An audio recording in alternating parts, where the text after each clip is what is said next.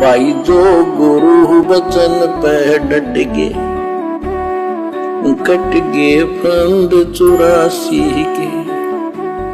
भाई और बहनों, अब आगे गुरुदेव भगवान ने इस पुस्तक में आगे की जानकारी देने से पहले दो शब्द के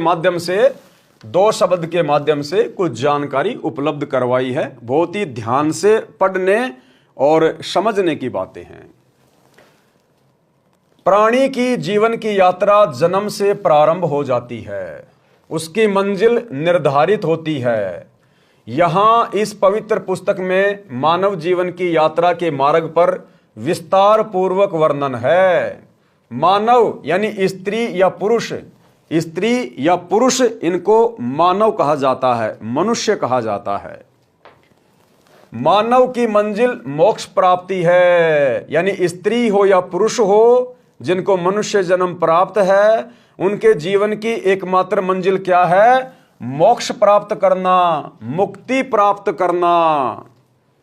भाई अन्य योनियों में हम मोक्ष प्राप्त नहीं कर सकते। केवल इंसान, स्त्री और पुरुष ही भगवान को जान सकते हैं, पहचान सकते हैं कि भक्ति क्या है, भगवान क्या है। मैं आपको समझा रहा हूं, आप समझ सकते हैं। ये सुविधा इस मनुष्य शरीर के अलावा अन्य किसी भी 84 लाख योनियों में उपलब्ध नहीं है। आपके घर पर भैंस भी होती है, गाय भी होती है, कुत्ता भी होता है। यदि आप उनको ये पुस्तक लेकर बैठकर समझाएं कि देख सुन, मैं तुझे सत्संग सुना रहा हूं, सतगुरु जी से उपदेश ले ले और देख राम राम जप राम राम, वो अपना चारा चरने में मस्त रहेगी।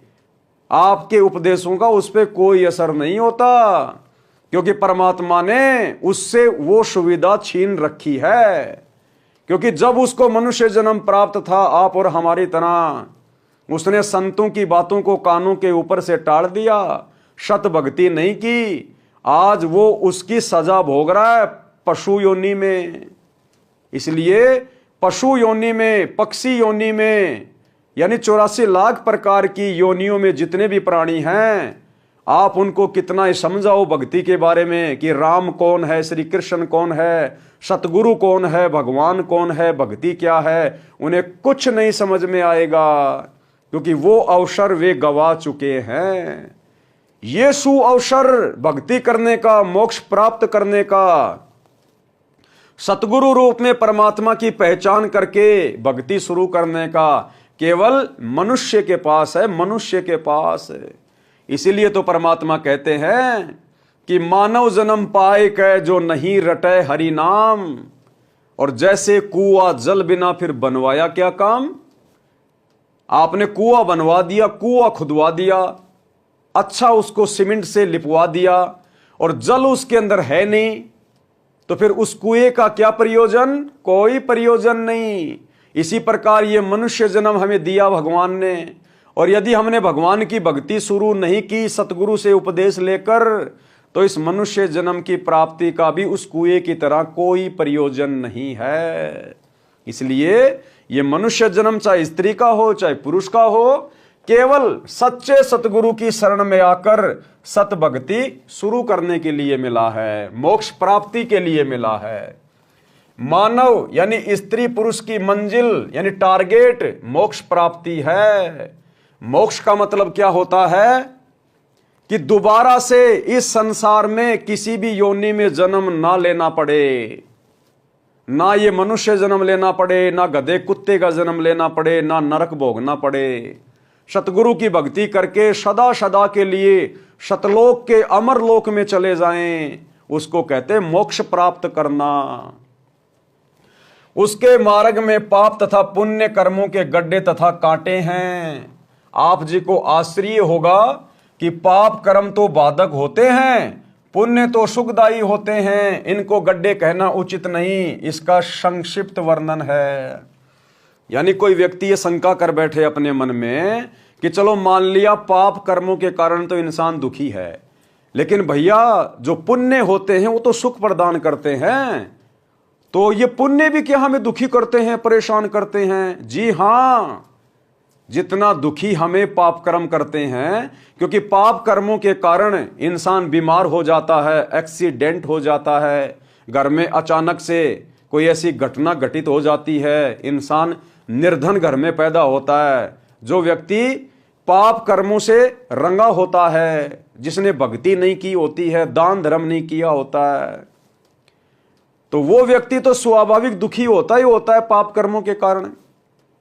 और जिस व्यक्ति ने पुण्य कर रखे हैं और यदि उसका मोक्ष नहीं हो पाया तो वो पुण्य भी उसके जी का जंजाल है। कैसे? ध्यान से समझिए। पाप रूपी गड्ढे व कांटे, यानी पाप कैसे इंसान के लिए दुखदाई है, सबसे पहले वो समझिए। मानव जीवन परमात्मा की शास्त्र विधि अनुसार साधना करके मोक्ष प्राप्त करने के लिए प्राप्त होता है। यानी शास्त्रों में भक्ति और भगवान की जो व्याख्या है, जो विधि है, उसके अनुसार भक्ति करने के लिए मिलता है।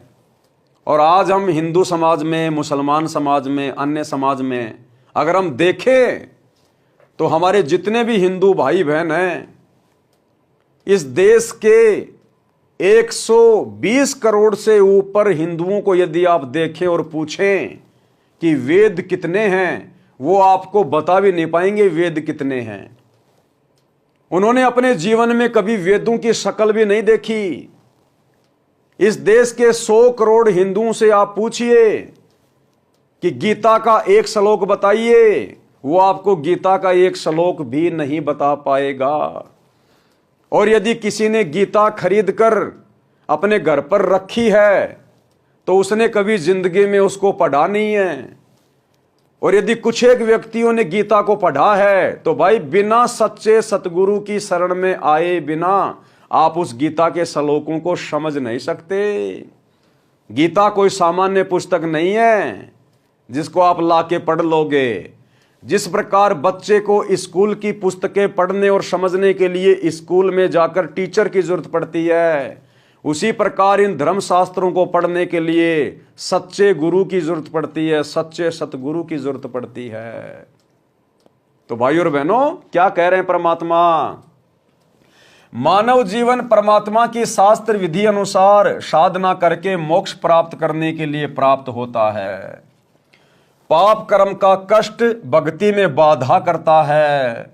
उदाहरण के लिए, पाप कर्म के कारण शरीर में रोग हो जाता है, पशुधन में तथा फसल में हानि हो जाना, ऋण की वृद्धि करता है, यानी आपके ऊपर कर्जा चढ़ा देता है पाप कर्म।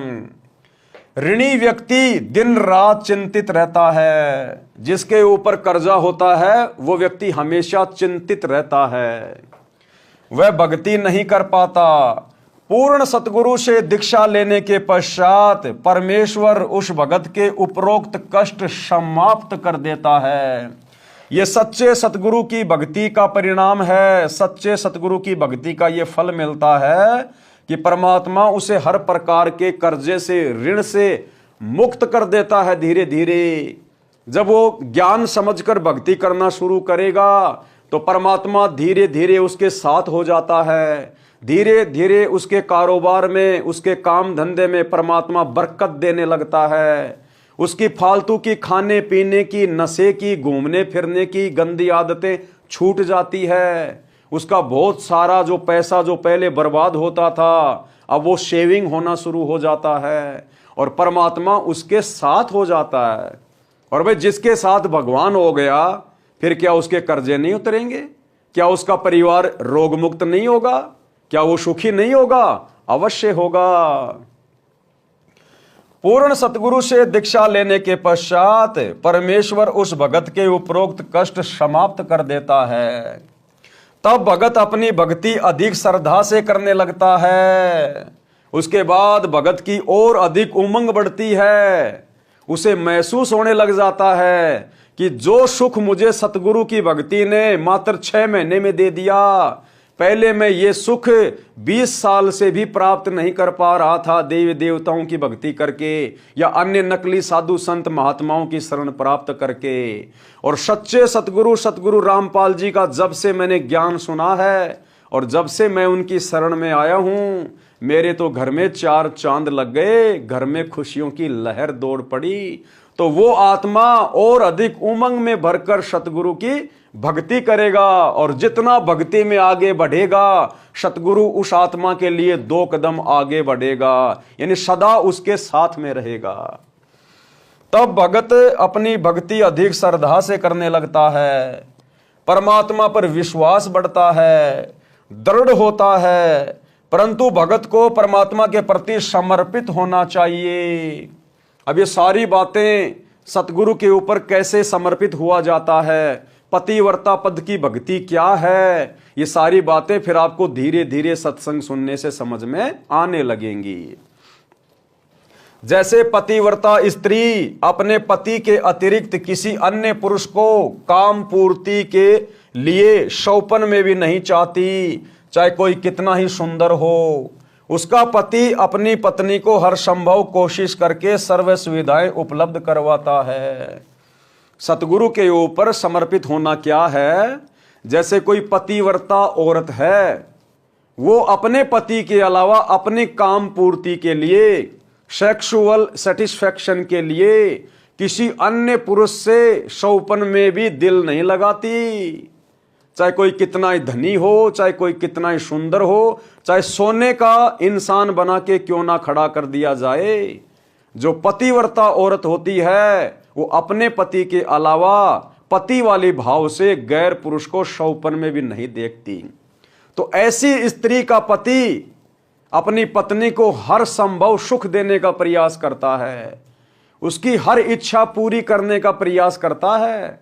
तो ठीक इसी प्रकार जब हम सतगुरु की शरण में आ जाएंगे, सतगुरु से सत भक्ति लेकर सत मंत्रों का जाप करना शुरू कर देंगे, तो फिर हमने अपने सतगुरु के अलावा पतिव्रता स्त्री की तरह शौपन में भी अन्य किसी नकली साधु संत महात्मा बाबा आचार्य शंकराचार्य ब्रह्मा विष्णु महेश पीर पैगंबर या किसी भी देवी देवता का शौपन में भी ध्यान नहीं करना।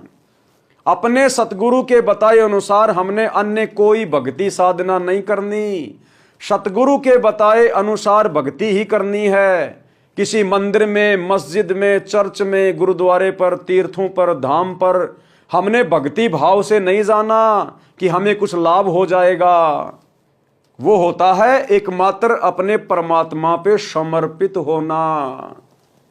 तब वो परमात्मा ये देख लेगा कि ये पतिव्रता आत्मा है, मेरे अलावा ये शौपन में भी किसी और से इच्छा नहीं कर रहा है, केवल अपने सतगुरु से ही डिमांड कर रहा है, अपने सतगुरु के बताए अनुसार ही भक्ति कर रहा है, अपने सतगुरु के अलावा किसी और को देव नहीं मानता, परमात्मा नहीं मानता।